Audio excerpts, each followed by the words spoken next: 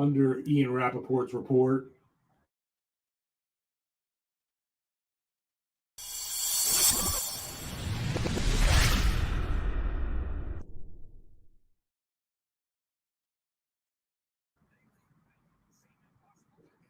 Hey, folks, just a heads up. We'll be going live here in a moment. We're trying something.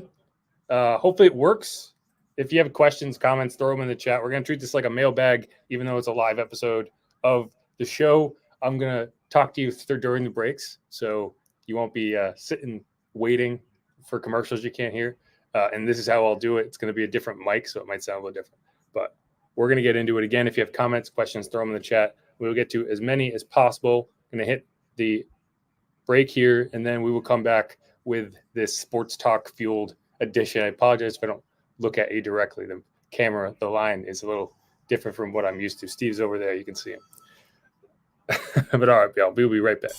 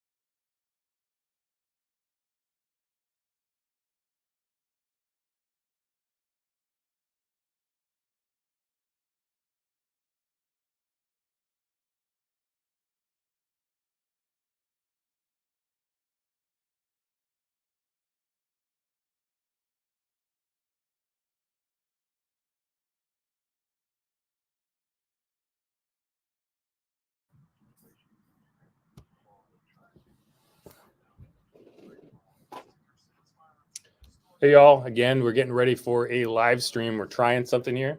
We're going to treat this kind of like a live mailbag, so get your questions, comments in the feed. We'll also take some questions by text. I don't think we're going to get any calls, but who knows? Maybe. It's 504-260-187 if you'd rather text. But again, you just drop your comments here on the YouTube, and we'll get to as many as possible. Again, I'm Jeff Nowak. He's Steve Geller. We're going to be doing this thing. Cullen's over there, too. You might hear him throughout the show. He's the producer behind the glass. We don't have him on camera because you don't need to see Cullen, but he's back there. Training camps next week. We want to hear from you. Yeah. Yeah, we're going to do that. But we're going to go back through the break. We'll be coming out in about 2.5 minutes, and then we will take you for about an hour. I'm going to do some commercials, but otherwise I'll probably talk to you throughout the breaks. So if you have comments, hopefully we get enough comments. We can just kind of keep the discussion going. But otherwise, thanks everyone for being here. And we will get this thing rolling here shortly.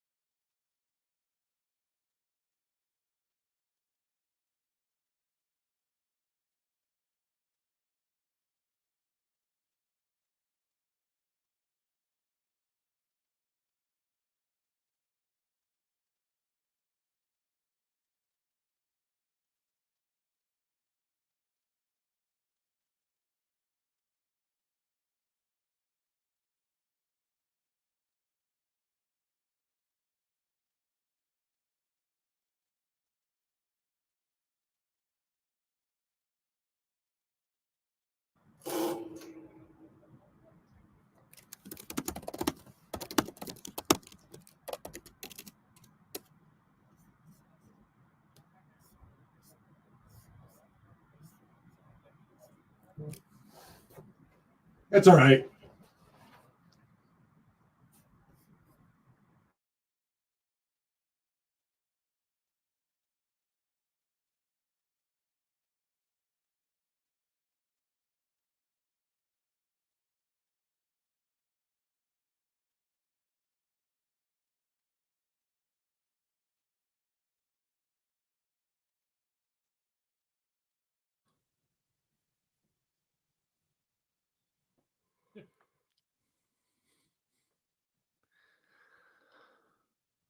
Welcome on into a very special 7 o'clock hour of Sports Talk / Inside Black and Gold Takeover. Joining me for this hour, Jeff Nowak, Saints sideline reporter and WWL digital content producer, as we get ready for Saints training camp. The countdown getting oh so close, just less than a week away now till practice, the first session out in California, and the team will be flying out as well as you on Monday. Yeah. And just so you know, we're trying something here. We're going for something. We're live on YouTube and we're all over at the same time. So we might be taking questions from that feed. Hopefully, we kind of treat this like a mailbag edition. So hopefully we get questions. If you have other questions that you're not watching on YouTube, you want to text them in 504-260-1870. Good stuff as always. But yeah, so we're gonna dive in here. We are getting closer to training camp, but we are also getting closer to, okay, who's healthy, who's not season. And big day today. It's the pup day. Right. Yeah, not dogs. PUP, physically unable to perform. 5 players ended up on the pup list, right? So that was Jawan Johnson, Chase Young, Nephi Sewell, Tano Passanio. And then the other one, and this is some clarification that there was some confusion going on for a while. Yeah. Ryan Ramczyk. So the difference here is you put him on the reserve pup list, and there was some confusion over what that meant for the regular season. If you get put on the reserve pup list at the start of the season, you are required to sit out 4 games, and then you have a return to practice window. If you go on the reserve pup list now, you're done for the year. So Ryan Ramczyk, he's done for the year. No question anymore. A scenario where he might come back. We've been talking about this extensively. That knee, he's not playing with it. Now, the question becomes, is his career over? Right. And that's something that we can't possibly know right now. But to me, it kind of reads like, okay, Ryan, don't retire, because if you retire right now, our cap gets shot for this season. We can figure it out next year. Hang on, right? And we'll see what happens. But that's how it looks to me, and we'll find out. Either way, you will not be seeing Ryan Ramczyk. So if you were holding out hope that maybe Trevor Penning wasn't your best option at right tackle, sorry, you are wrong. Right, and hoping that maybe, he'll come back mid-season and return to form. You mentioned with the salary cap implications, and the Saints are so smart about being able to weave in and around things, so I'm sure that's the case here. I mean, it's the sensible thing. Whether he plays again or not, yeah, you don't want to have to deal with that this year. Like, there's already, you plan stuff. Like, the thing the Saints do more effectively than anyone else, in my opinion, is plan out the future of their salary cap. It's not about, okay, what are we going to do this year? How can we make everything fit this year? It's how can we make this fit over the next 3 years? And so when things happen that throw a wrench into that, they get affected more than other teams, right? When COVID drops the cap by 10 million and you weren't expecting it, they get affected more than some other teams who don't manage the cap as finely tuned as they do. Now, when the cap goes up, like it did this year, that's helpful. But we'll see. There's one other note. Well, 2 other notes. Both a receiver, right? Yeah, both receivers, both non-football injury guys. Chris Olave is going on the non-football injury list. Bub Means is coming off of the non-football injury list. Short stay for Bub. Right. And so what you can take away from that is the length of time that Bub Means was on the non-football injury list should make you feel a little better about Chris Olave going on the non-football injury list, because he was there for 2 days. I think he went on Tuesday, came off today. And a lot of times it's like, hey, you were dealing with something. You haven't passed your conditioning test yet. We don't know if maybe this is going to cost you a day of practice or 2. So we're just going to put you on that list because we can't retroactively do it. We can't send you out to practice and then put you on that list. But if you can't go, then we kind of retain that flexibility. So that's how they do it. We saw it happen with Mike Thomas on the PUP list a few years ago. He went on the PUP list and they were like, we might see him pretty soon. And then he went running out to practice the next day. I was like, look who's here. Yeah. So I don't overreact to any of these. The other guys, we know they're dealing with injuries, right? We know Juwan Johnson had foot surgery. He's dealing with that. We know Chase Young had neck surgery. He's dealing with that. We know Nephi Sewell tore his ACL in week 17 of last year. He's dealing with that. We know Tano Passanio tore his Achilles during an offseason workout. So he's dealing with that. So none of these moves should be particularly, rage-inducing for Saints fans who are like, we can't catch a break. Yeah, the one with Chase for me was, I guess, a little disappointing just because I wanted, obviously, to see what he has, in store for this squad. Anxious to see him on the field for the black and gold. But I get it right now. Obviously, you need him saved for the regular season, and there's no need to push him into training camp right now. I would like to see him and how he fits into this rotation, though, at defensive end. Well, I will tell you one player that I'm excited to not see go on the PUP list.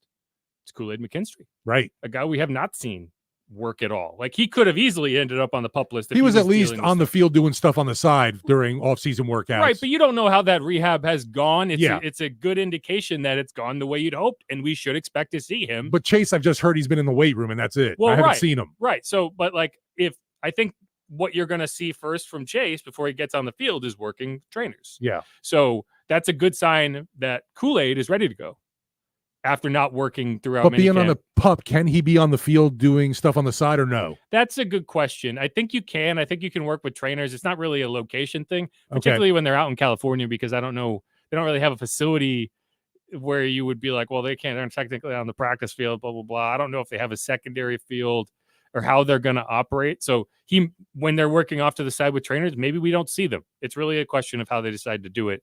Either way, this is not a setback for Chase Young. This was the plan, right? We knew going in that he was not going to be there for OTAs. He was not going to be there for minicamp. And the target was sometime in camp. They said that from the jump. Well, when you say not being there too, he was there, just not on the field. He was in the building doing workouts. Yes, he was getting work done in the building.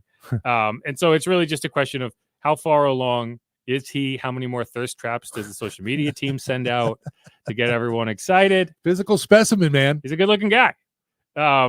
But yeah, and I disagree with Mike D. Mike D earlier. So I don't really care he's not out there. I do care that he gets out there because I don't think you're going to let Chase Young just walk into that role and say, hey, we signed you for all this money. We're going to give you these reps regardless of how you look. I think he's got to compete for that role. We broke it down in the position battles in the first episode of this week. And I look at it as a situation where, hey, we drafted Isaiah Foskey in the second round. We've got a lot of incentive for him to develop. And if he's playing better, he's going to get those snaps, right? Peyton Turner's in a contract year. Yes, if he's out playing Chase Young and Isaiah Foskey, he should get those reps. I don't think just because you sign somebody to a 1-year prove-it deal, you have to hand him the job. I think he's going to have to go out there and prove that he should be that, if nothing else, pass rush reps defensive end in that rotation with Carl Granderson and Cam Jordan. So I think he does need to get out there, and I think he does need to show something before the start of this season. I don't know how much you need him to play in the preseason, but I do think there is something that you want to see from him prior to the start of the season. I don't think this is wrap him in bubble wrap so that we have him ready. I do not think it's that. With Chase, I would figure he's part of the rotation. For me, the starters, you have Cam Jordan and Carl Granderson. Well, yeah, but I think you have a 3-man rotation there. Sure, right. And I also think you want to get Willie Gay involved in the pass rush. So again, I'm not shoehorning Chase Young in if he's not performing. And so I need to see him out there. I need to see him do it. Now it's not essential that he's out there on day one. It's not essential that he's out there every day and doesn't miss a rep. But I do think that there is a gap between, hey, we don't need to see you at all versus you're a newcomer and we want to see you work into this scheme and how you play off it. One thing that a lot of people don't talk about with pass rush is a lot of it is kind of like give and take. A lot of it is how you play off of other players. Like there aren't a ton of like pass rush, you have a set play in basketball. You don't do that in the NFL. Like it's a lot of read and react and like, okay, you're doing this, I'm going to do this. And that's why like Tano Passanio, Brian Brzee, I thought was a really effective pairing because the way they ran those stunts, they just read each other well and they worked well together. You got to build that chemistry. It doesn't just show up. So I do want to see him out there. You mentioned Tano. What is best case scenario for him with the injury he's dealing? Is there any chance we see him before the regular season ends? Well, I mean, I do have a very extensive medical background to be able to tell you the timeline for a torn Achilles. I would be surprised if we see him this year, just because, you don't mess with an Achilles. It's a really difficult injury to come back from. Oh, I know it's a load to get back from, right? Like, even if you got hurt last year, if you tore your Achilles last year, it's hard to come back in that next season and be ready for week 1. And even then, it's just this long process to rehab. He did it in the off season. That's a tough ramp up. And you're not going to just throw him out there mid-season because he's ready to play. He's got to be playing at a high level. So I would be surprised if you see him back this season. But, like we said with Ryan, they put him on the reserve pup list. They know they're not going to see him this year. They chose for that to be the case. They didn't do that with Tano. So they're at least leaving the door open for a return. And who knows, maybe later in the year, you get a bunch of injuries and you need the depth. And he is ready, and you're just going to throw him out there and say, okay, hopefully he can do something. He understands the defense. We feel comfortable with what he's able to do. But I'm not banking on that. No way. So again, folks, the big, I don't know if you say breaking news, but definitely the big black and gold news for today is the fact that Ryan Ramczyk is done for the season already on the reserve PUP list. Yes, that is the news. And it is not totally unexpected either. It is not to overreact to Chris Olave going on the non-football injury list, which I think Nick Underhill reported that it's a back issue, back stiffness. Again, I don't think it's going to be anything major. I don't think this is where you throw your hands up in the air and say, we can't catch a break. I think you just kind of got to do what it is. Throw your fours up. Throw your fours up. Yeah, as they like to say. We're going to take a break right now. Be back with more Sports Talk / Inside Black and Gold after this. If you want to sound off on the Oakland Heart Jewelers Talking text line, 504-260-1870. Also on the YouTube stream, drop your comments. Jeff will get to them, as will I. Will be right back with more Sports Talk. Stay tuned right here on WWL.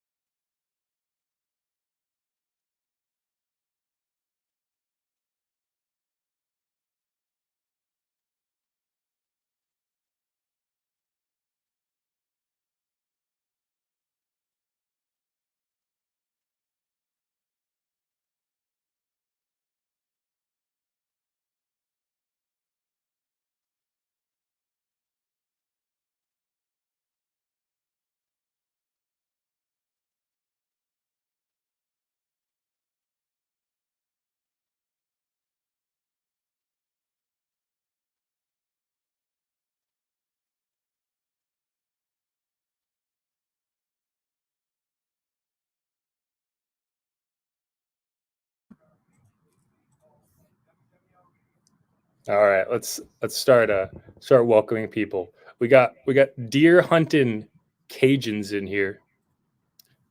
Apparently, that's something you do. And even down here, like, I would think you'd hunt an alligator.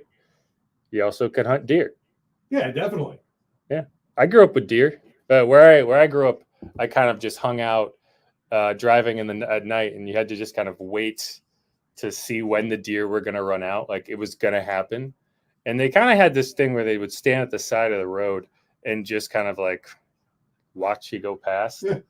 And you just were waiting for the deer to just run out at the last second. My mom was unfortunate because twice she actually had a deer run into the side of her car. Like, it didn't run out in front of her car. And they do tons of damage. It didn't have horns, at least, but it was just. She had to get the door replaced. So so we have that. Anyway, thanks for being here. We got deer hunting Cajuns in here. Got someone called Saints Lead the Way. It's a positive state of mind. I appreciate that. Hopefully they lead the way to the NFC South. Their comment is "Go Saints, go." So yeah, again, y'all, appreciate everyone watching. This is kind of our first test at a live episode of Inside Black and Gold off of the show itself. If y'all are having issues with the audio, if anything's not coming through, if you're mad that I'm not looking at the camera, I'm sorry. I'm watching the feed rather than staring directly like a security camera, just keeping an eye on you. It's tough. I'm not used to it. I'm used to looking directly ahead, right, talking into the screen. It just hasn't worked yet. But we're gonna talk a lot more about the Saints. I want to get into alternative realities with What is with Derek Carr? Because there was some comments about how Derek Carr almost joined the Jets, and I think that's kind of an interesting thing that we can talk about. But if y'all have topics you want to get into, drop the comments in the chat. Again, if you have issues with the audio, let me know in there, because I can't listen to that. I can only listen to our feed. So if it's not coming through correctly, I need y'all to tell me. But otherwise, we are going to get back to it. I'm going to drop a commercial here, and we'll be coming back shortly on whatever you want to call it, Inside Sports Talk, Black and Gold. All right, y'all.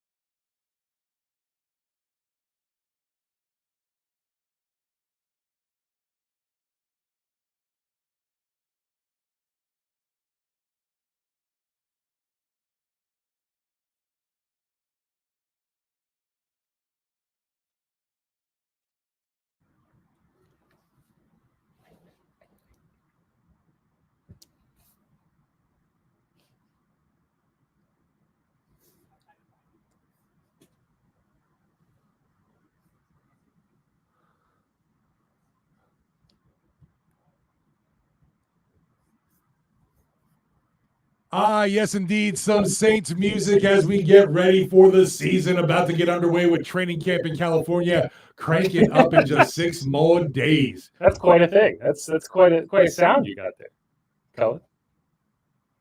It's festive. Yeah. It's making me feel that's what we're talking. That's the hour. It's the Inside Black and Gold Power Hour. I'm not gonna. There you go. It's the Power Hour. The Power Hour. It's a special edition. Most people don't know we've just been taking shots every minute of this show. Where's mine? I missed out on that thing. Yeah. No, I'm sorry. It's just me. Yeah, but I didn't get it either. I forgot to tell everyone else the plan. Not sharing. What is just like Jeff? No, but that is an alternate reality of what's actually happening. Great segue. There you go. So it made me kind of think, like, oh, let's talk about some other alternate realities. And it came up because Derek Carr talked on the Pardon My Take? Pardon My Take podcast, right? PMT, Barstool, right? PMT. And he talked about, where he almost ended up. I thought it was really interesting, and I want to talk about it. So can we hit that clip? You do seem like the best teammate ever, and we give you a lot of credit for the way things shook out in Las Vegas. I'll just say, because you won't say, you're too nice, Josh McDaniels was a snake. And the way that whole thing went down was very snake-like. And you just put your best face forward. Yeah. And then you have an opportunity to go out and kind of select your next team. Yeah. Saints are talking to you. The Jets are talking to you, right? Yep. So with the Jets thing, that was weird because you had to know they wanted Aaron Rodgers, right? Yeah. Yeah, and the thing which was different in that situation, like, Aaron's a 9 billion time MVP, right? And all that kind of stuff. But you still have to trade for him. Whereas I'm free, and you can still keep those picks. You can still I was not asking for as much money as whatever they say your market is. Like, I was like, I don't want to do that. I'm free. Wherever I go, man, I just want to win. And so use the money. I don't care. And so that situation, I remember sitting there with Saleh. He's like, look, man, we'd love to have you. Like, it's like up to you. I was like, I would love to make that decision right now. Because Robert Saleh I am like probably his biggest fan. Like, I absolutely 10 out of 10 love him, would run through a wall for him, even if he's not my coach. I'd still, like, if he was like, I need you to do this, yes, sir. Like, I would do it. Yeah. And so, like, that whole situation, that was the hardest thing, because my brother knew Coach Saleh, and he was like, he knew I love New Orleans, but he's like, you're going to see Saleh. He was like, you're probably going to stay. Yeah. Like, he was like thinking I was going to sign because of Saleh. And I remember going there, and I was like, I promised myself I had to go through the process, because I didn't want to sign and then think, well, what did that team think? Right. Or what could they do? You right. know? And so that was hard. But yeah, I mean, it was a weird situation, but at the same time, like, trading for Aaron wasn't a guarantee, for them, at that time. Yeah. So you could have made the decision right then. It was in your court. They were like, we want you to be the quarterback. I could have, I could have, but there was it just wasn't the right time for me, because there was still like 4 or 5 teams that I had to hear from. Right. And so it ended up working out, for both of us. Yeah. So then you go to New Orleans. How long after you became a Saint did you actually start hating the Bucs? It didn't take me long, because literally, like, they talk about the Bucs and the Falcons, obviously. Like, I was like, what about the Panthers? But like the Falcons and the Bucs, like, in our building and like around town, like, there's like a real hatred. Oh yeah. For some Southern, really kind people. Yeah. They really hate those teams. Yeah. The Bucs, the Bucs Saints games, I feel like there's been a million fights too. Yeah. Oh yeah. Like, especially Marshawn. I know. Yeah. With Lad's competitive. So him and Mike, they'd be getting after it. Always. Yeah. You can pencil that in. Like, Mike Evans probably will get ejected in the second quarter of this game. Yeah. It's crazy, because I know I think if you were to ask Saints fans, they would say they hate the Falcons. Yeah. Like, that's the big one. But in terms of like on the field stuff that we've seen, it's been like Saints, Bucs. Yeah. Just like a like World War II. Oh yeah. I think there's some like deep personal stuff there, like, where people are just like, I just hate that man. Yeah. Like when we come in that week and you're like, all right, Sean, you got Mike. It's like, he just blacks out like for 5 days. You're like, oh, he'll be ready on Sunday. Yeah. He's ready to go. Yeah. Some very interesting comments there from Derek Carr. Who are these other 8 or 9 teams that he was getting some interest from? I think he said 4 or 5. I'll give him credit. I think he said 4 or 5. But no, you're good now. Muted. I think he said 4 or 5. But either way, no. There's a few really really interesting things from that clip. One, Derek, you weren't free. Cost a little bit. Like, wait, is he saying that he would just gone and played for the Jets pro bono? Is that what he was saying? The other thing is, I completely agree. As someone who did not grow up here, but all you hear about is Southern hospitality. You get down here and like, there's some serious like hate. Well, that's different in football terms. I know, but like, you don't grow up with it, and then you show up and you're like, man, they really don't like each other. Like, it's beyond the field. It's like, no. If your kid tried to marry a Falcons fan, you're like, no, get out of here. Anyway. Yeah, you definitely disown him right away. But what I want to ask is like, okay, so this kind of alternate reality where Derek Carr ends up on the Jets. What do the Saints do? Like, where do the Saints end up? Yeah. If it's not Derek Carr at quarterback? Because I don't think you're going with Jameis Winston. Agree. I don't think he's the number one option there. You benched him for Andy Dalton. Right. And you didn't re-sign Andy Dalton. Right. So you end up re-signing Andy and keeping him. I don't think you do. I think you just figure it out. I think you sign someone off the scrap heap and you go and draft Will Levis. That's what I think you do. Well, that's what I was saying. Maybe you do end up drafting Levis, but you have Andy Dalton there for a year of grooming, or at least that, that bridge QB, as they say. Yeah, I think that's what you do is you draft Will Levis, who I think the Saints would have drafted Will Levis if not for having a quarterback. Like, I think they were considering drafting Will Levis even with Derek Carr. So I think that would make sense. And then you're like, okay, where do you go from there? Are the Jets better? Or do you trade for Aaron Rodgers is the other question. Do you find a way to go get Aaron from the Packers? Because, man. I'd be curious, what other suitors did Rodgers have besides the Jets? I'm sure there were a few, but at the end of the day, it's like, what team is willing to offer a lot? And I just think, the Saints, when Derek's free. Well, Derek is free. And I mean, the Jets didn't trade that much. They traded a good bit, but they didn't trade a king's ransom right, to go get Aaron Rodgers. And I think the Saints, they were willing to kind of break the bank to go get Deshaun Watson. Now Facts. Aaron is a lot older than Deshaun Watson, but he comes with baggage, but not the same kind of baggage. More just I do my own research kind of baggage. Yeah, and not massage baggage. And would you still have seen Aaron tear his Achilles if he was down here? That's a good question. I don't know. It's still turf, but I don't know. It's an interesting question. I do wonder where the Saints would be differently if they did not sign Derek Carr. If that offseason, if the multiverse split in a different direction, and you had Will Levis as your quarterback, how would you feel about the team right now? Can I ask if you think with Winston in that year, we would be in a position to not get any of the other guys that were ahead of Will Levis? Bear in mind, there were 3 in 1, 3 and 5, 1, 2 and 4 with Stroud, Richardson, and Young, obviously. You don't think we could have maneuvered to, you're saying trade up to get one of them? I'm not saying we end with the 4th overall pick.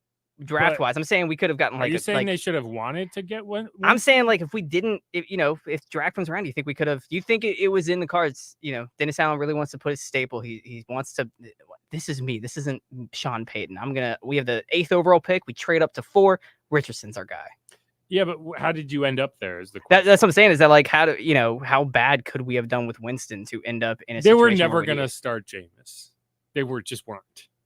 I was even surprised they brought him back for that season. I mean, what situation would you be in where you were like, well, Andy's the better option now, but we're going to go with Jameis after that? It wouldn't make sense. The fact that he came back as the backup was the true upset.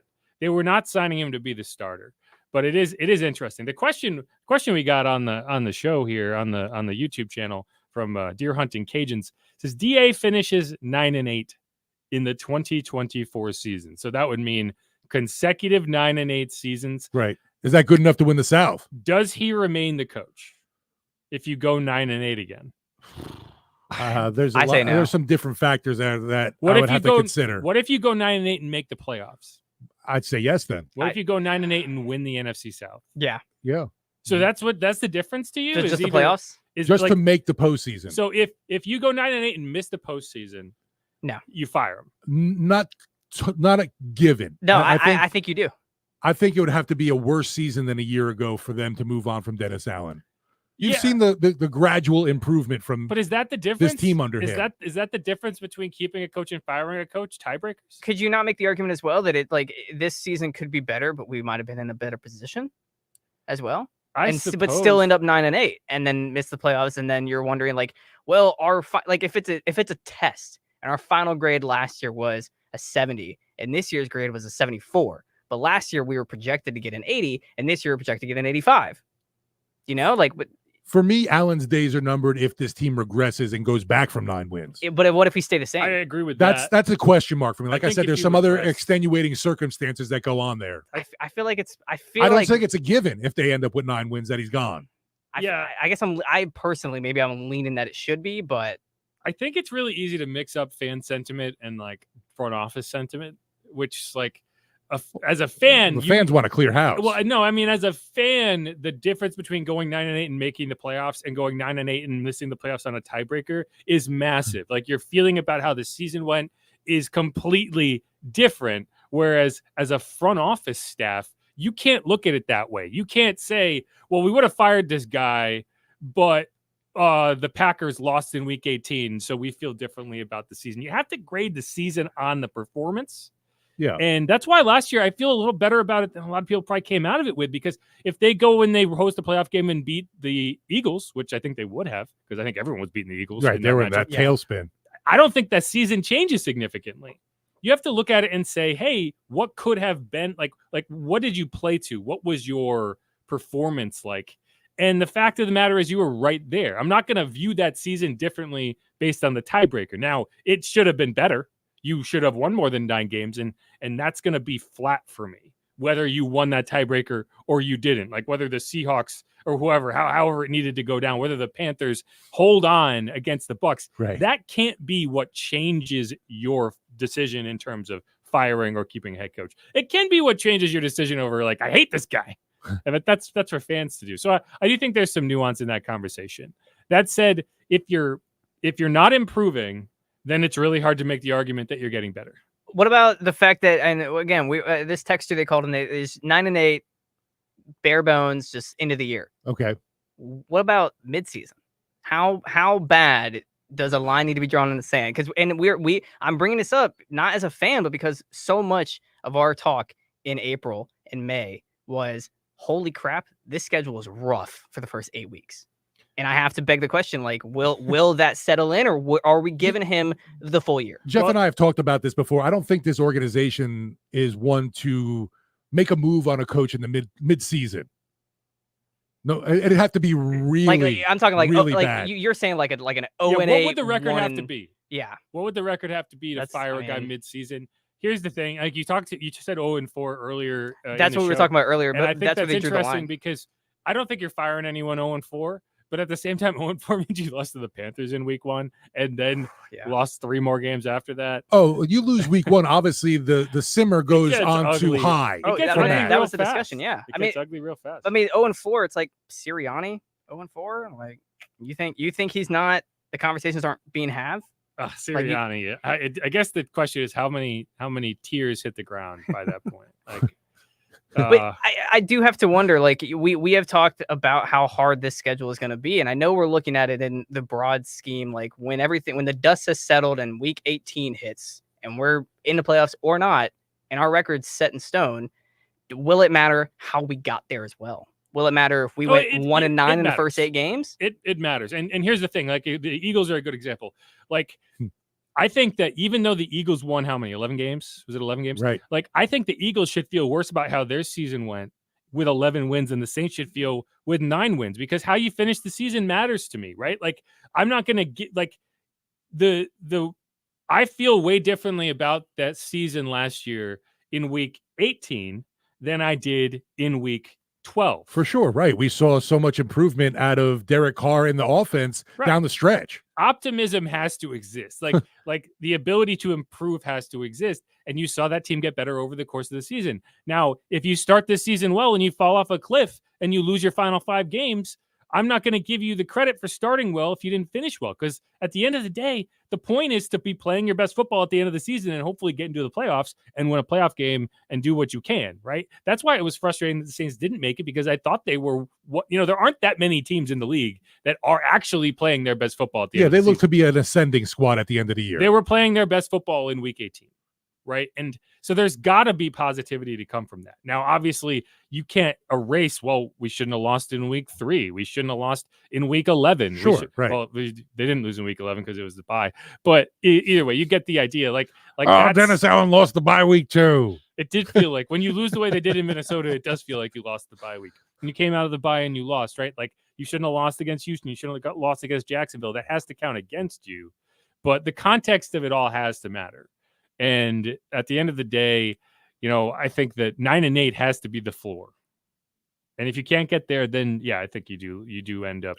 I'm with you right there with that 9-8 floor. I agree. And at 9-8, the context has to matter and how you got. If you were 1-8 and then won 8 in a row, or if you were 9-1 and then lost 7 or something like that, that there you go. That carries. Yes. We shall take a break. Want to hear from all you folks on our YouTube page, WWL's YouTube page. Make your comments there. Also on the Oak and Heart Jewelers Talking text line, 504-260-1870. A special Inside Black a special Inside Black and Gold edition Power Hour of Sports Talk. The Power Hour will return after these messages right here on WWL. Ugh.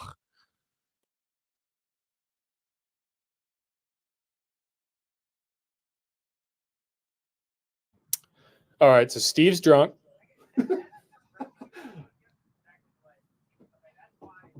There is vodka, not water in here.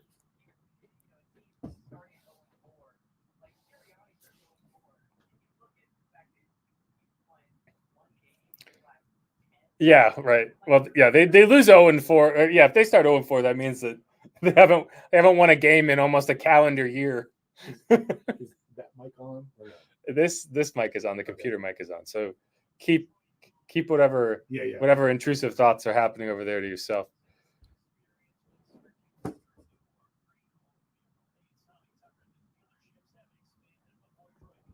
Right. That's what I didn't understand that either.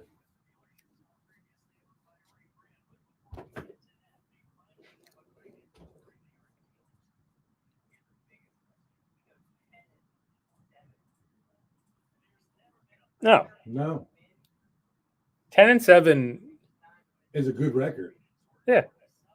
Double-digit wins is tough.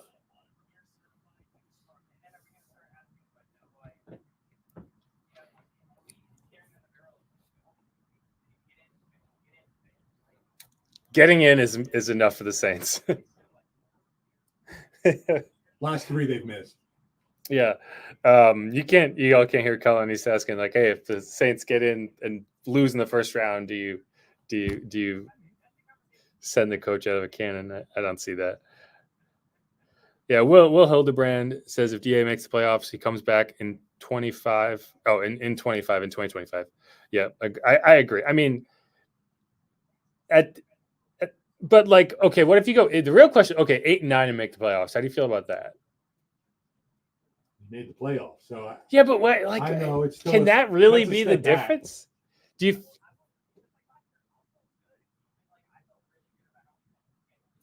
you think this team would fire a playoff coach, even though it is 8-9? No, I know it's tough, but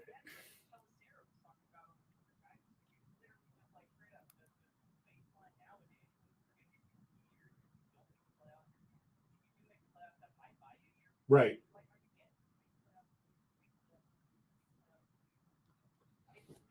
Right, they're looking to make that next step. It's not like the NBA, though.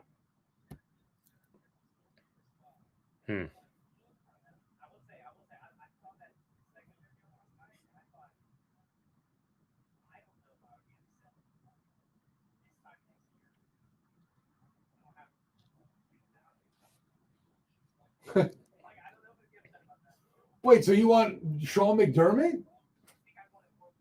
Sean McDermott, really? You'd want Sean McDermott?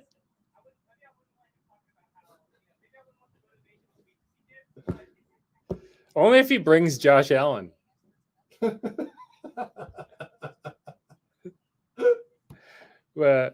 Deer Hunting Cajun says they want us to stop putting the screensaver up, so I'll stop putting the screensaver up. They just want to look at me, apparently. Will Hildebrand says making the playoffs even one and done makes all the difference. And I again, if you're separating fan sentiment in this conversation, and at the end of the day, the fans don't get to fire the coach, then I agree completely. Like making the playoffs makes you feel completely different about how a season went. Like the Bucs went 8-9 with Tom freaking Brady as their quarterback, but they won the South and they went to the playoffs. They got toasted in the playoffs, but they went. Yeah. So for whatever reason, everyone's like, Todd Bowles, great, good job. Todd Bowles has not been good. Todd Bowles has not been more successful than Dennis Allen. He's 18-16. Is that right? They went 8-9 and 9-8. No, he's 17-17. I'm sorry. Todd Bowles is 17-17 in 2 seasons as the Bucs head coach, but they've won the South twice and they've gone to the playoffs twice. So there's this idea that he has been this highly successful coach. He's won one more game than Dennis Allen over that period of time, and that difference is the 13 or that blown lead in the fourth quarter against the Bucs in 2022. That's the difference. So like, ugh, that was awful. It's just funny to me. Like if you kind of put these two guys on a scale and said which one's been better, everyone would pick Todd Bowles. Sure, because he got the playoffs. Because he's gone to the playoffs twice. But like, they went 8-9 with Tom Brady. Can you imagine if Drew Brees or if Dennis Allen inherited Drew Brees in his final season and went 8-9 and won the division? Would we have all been like, "Oh, great job"? No, definitely not. No, I don't know. I do think though, like we were talking about 8-9 this year, but making the playoffs, I don't think they move on from DA. Jacob Fallow says, if Dennis Allen wins 9 or more games this year with this roster, coach of the year. You know what? We talked about this. We were talking about the bets, odds, right? Yeah.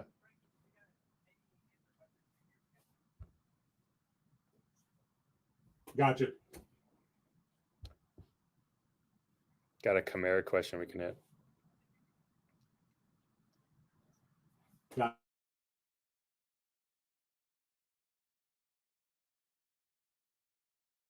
edition of the Inside Black and Gold Power Hour here on Sports Talk. Checking out our great talk and text line, also the comments on YouTube. Jeff, what you got from someone? I keep forgetting to hit the unmute. I got mutes going on both sides. You got a lot of equipment going on here. Well, we got Bruce Barrett. Neo in the Matrix so here. Kamara has 2 subpar seasons, and that's fair. I mean, he's had 2 of his worst NFL seasons, and this is the year that he's holding out. He's doing whatever for a contract, right? Is that justifiable? Like, how do you feel about that? Because it is it's like there's 2 questions. There's one, does it make sense to do in the first place? And is it, from a financial standpoint, would it even be beneficial to play ball in this situation? Or is he so important to the offense that you just kind of have to do it? I think he is pretty darn important for this offense, and that was pretty evident to me when we saw, obviously, him out in the mandatory minicamp practices. He was the best guy on the field for them, and I think he realizes as well what a key piece he is to this offense. But, yes, I recognize the regression over the last 2 years. There's some other circumstances with that, the offensive line, the unsteadiness at quarterback. I think Kamara is more so looking for some security and some more than just that 1 year left on his deal. Yeah, to me, I think it's, and I've said this before, but I think it has to come down to like, okay, who's being reasonable and where can common sense reign here, right? Like, because if it is just about, hey, I want to get more guaranteed money on the back end. I don't want to go into this season with 0 security beyond this season, where I could have a great season and then you all could cut me. Where the idea is, okay, if I play, this is a contract year and I earn it, am I going to get it? Right. And as a running back in the NFL right now, you can understand why there's some hesitance to be like, yeah, you'll do right by me. I know you will. Look, what does that happen? Like, look at the Giants and Saquon Barkley, like prime example, right? Like, and you don't, and as a 29-year-old running back, you're in a much different situation than Saquon at 25, 26, right? Like, it's tough. And so I think the question is going to be, hey, what is Alvin seeking? We don't know. We haven't heard a number.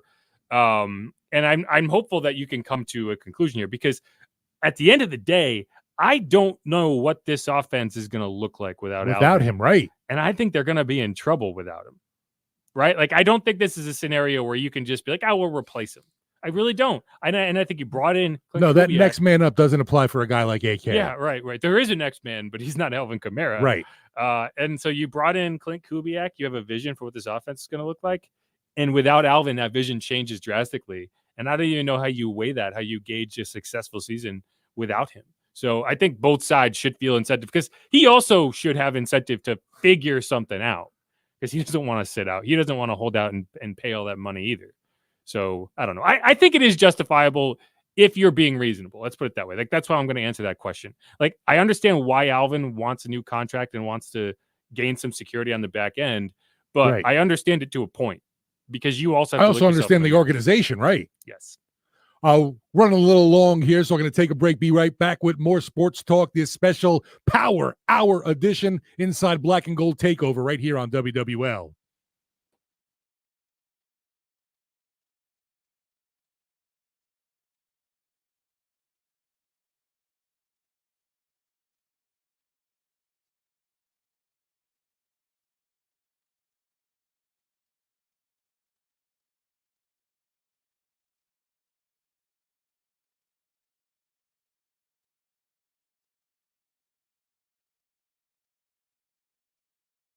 What else do you want to talk about? I mean, obviously, I got Shanley for that one segment. I don't know what the heck else we end up doing. We can talk about a lot. Yeah, that's a good question. I mean, we got 58-10. Gotcha. We got Summer League. We could talk about Summer League. Jacob Fio. He wants to know how they got Ray Romano on the show. So, nice. I appreciate that, because I call myself Ray Romano all the time. Everyone loves Raymond. Technically, they're talking about Ray Barone. Right. That's what I try to tell people. It's like, you say, oh, it's Ray Romano. No, that's the actor. They're right. Talking about the character who wrote for the New York Daily News. And like, Ma! I love that show. Get some lasagna. Brad Garrett too is phenomenal as the brother. Brad Garrett. I saw a commercial for, I don't know, like Celebrity Pyramid or whatever, and they were doing like team ups, and one of the teams was Ray Romano and Brad Garrett. Really? Yeah, I appreciate that. That's one of the few shows that, like, you know, my mom had shows that she would watch serially. Like, didn't matter what episode it was always on. Yeah. She probably watched every episode of that series. It still comes 17 on times. I'm usually one that's like, I'll leave it on. I don't know how well it holds up. But I just think the actors and the script, it really is phenomenal to me. I think it does hold up. Yeah, what's his head Boyle, the guy who no, what's the dad's name? He died. I think the mom did too. Doris. It's not Doris Burke. Yeah, the dad. Doris Roberts. You could tell in those later episodes the dad wasn't looking too well health wise. Yeah, well, he played. Didn't he play like one of the? Did he play Frankenstein? Yeah, good call there. He was in that movie, The Dream Team, with Michael Keaton. Let's see. Everybody loves Raymond. This is your fault for making this comment. Like, we're talking about Everybody Loves Raymond because you're making fun of me. I like the show though, so that's cool. Peter Boyle. Yeah.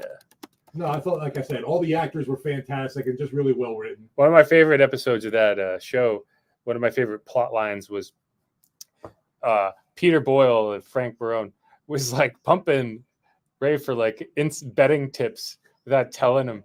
And he like fed him a fake tip. And he was like, oh yeah, the goalie's not going to play. And then he like came in, he was like, look who's in goal. I'm like, what do you mean? Well, did you take that information and try to gamble with it? Anyway. That's I feel like my dad does that to me sometimes. Yeah, it was kind of like, he's like using him, saying, "Oh, it was like kind of bonding with his son." Yeah, Dad actually cares about what I have to say. And as someone who talks to my dad like 90 to 95% about sports, I can get it. Like, because like I'll call my dad and we'll talk about stuff, but like the conversation will always end up on like Red Sox, Giants, Celtics, UConn. Those are our teams, or those are what we grew up with. And it's like, we'll get to a point where we just have nothing else to talk about. Like, oh, did you catch the Sox game? Like, oh my God, Jared Duran is a show. But yeah, anyway, he doesn't care about the Saints. I've tried to bring up the Saints and he always makes fun of them. My dad talks a lot of, he's a Giants fan. Connecticut, so it's kind of split down the middle of the tri-state. My dad is a Saints hater. My dad like openly mocked me for telling him, he was like, I think Jameis has a chance. I think Jameis could be good. And he was like, what? And then I was like, yeah, okay, fine. So like just in like totally with the Saints, or just like he just doesn't respect them as a franchise. Organization, right? He's back in the brown bag days. Yeah.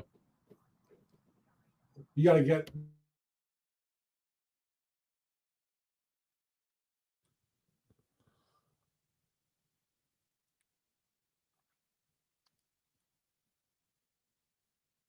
closing down the final couple minutes of this power hour of Inside Black and Gold Sports Talk edition. Jeff, don't know if you saw that Patrick Mahomes, like his essentials he was bringing to training camp with him was a TV and a gaming system. I'm just curious for you, what are your like essentials you're going for a month away in Cali that you're going to be bringing for you for Saints training camp? Mostly socks. Love me some socks. Undies are good too. Yeah, a lot of those, a lot of socks and underwear. I don't travel with electronics. Like I'll bring my work stuff. I've never been one to travel with like a game system. I have an e-reader. I'll bring an e-reader. And then I'll go to I'm a hotel gym guy. I like going to the hotel gym. Okay, there you go. Because I just watch TV. It gives me something to do. But yeah, I'm gonna go slowly insane in a. Are you gonna get out of the room, do stuff? I guess surf. Yeah, I mean, a month in California is much better than a month in West Virginia. Not for the bank account. I'll tell you that much. The sticker shock out there is a real thing. WWL's got it for you. Oh yeah, I'm sure they do. I want to thank everyone for tuning in and also making the comments on this edition of the WWL Power Hour Inside Black and Gold podcast. You can make sure you subscribe, hit the like button, all that stuff on wherever you get your podcasts for Inside Black and Gold. And Jeff will be out in California very soon. We'll be broadcasting from there as well. Want to thank everybody. Be back here tomorrow first. And also, show tomorrow before you fly out to Cali. So have a great night, everyone. Have a good one, and be talking to you soon. Who dat?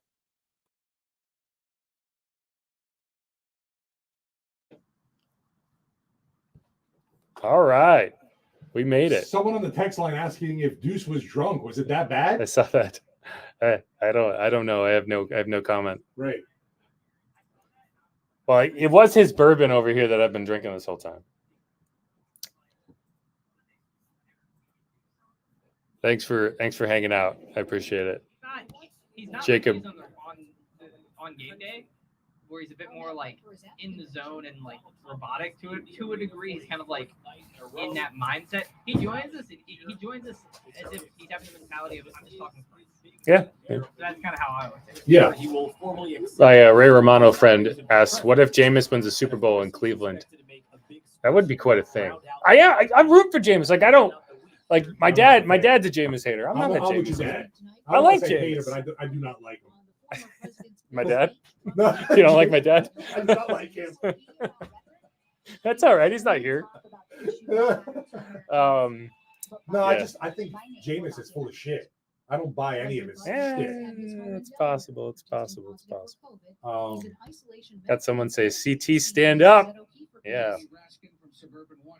Go Connecticut. Oh. What's that? CT. I'm trying to think of like CT ESPN. Thanks for hanging out, Bruce. Appreciate you. Bruce. Deer Hunting Cajun says one more question we didn't get to. He says, can Pete Werner take the next step and take the lead dog position over Big D Davis this year or next? Mario. Definitely not this year. Right. I mean, at a certain point, DeMario's going to retire, right? Like, he's going to have to. Can't play until he's 50. But we know too. I don't know how. Contract year Does he have a son that maybe he could get drafted in the 7th round and be the first father-son duo? Nice legacy pick. Yeah. Like Bronny. No, but obviously with Werner, we've talked about this being a huge year for him, contract season, and he's going to get pushed with Willie Gay in the house now. Lean to the right. If you're going to talk, stay in the shot. I didn't realize we were still on cam. That's true. I'm the only one who can see the camera.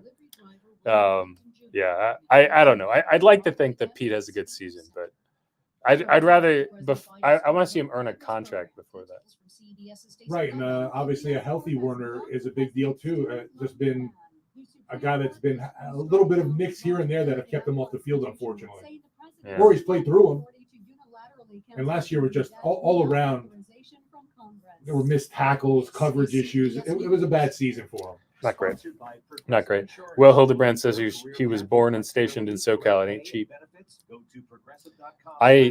I'll never forget I went to a movie. I went and saw Blue Beetle when I was out there for the joint practices. Okay. And it was a 4D movie. Have you seen a 4D movie? No, it's basically like a regular movie, except the seats try to throw you off of them. I was going to say, did they shoot like water into the audience? They do. And stuff? Okay. They do.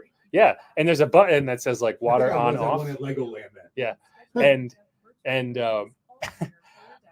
they don't give you any warning before the seats start shaking around. Yeah. And I had a beer with no lid on it.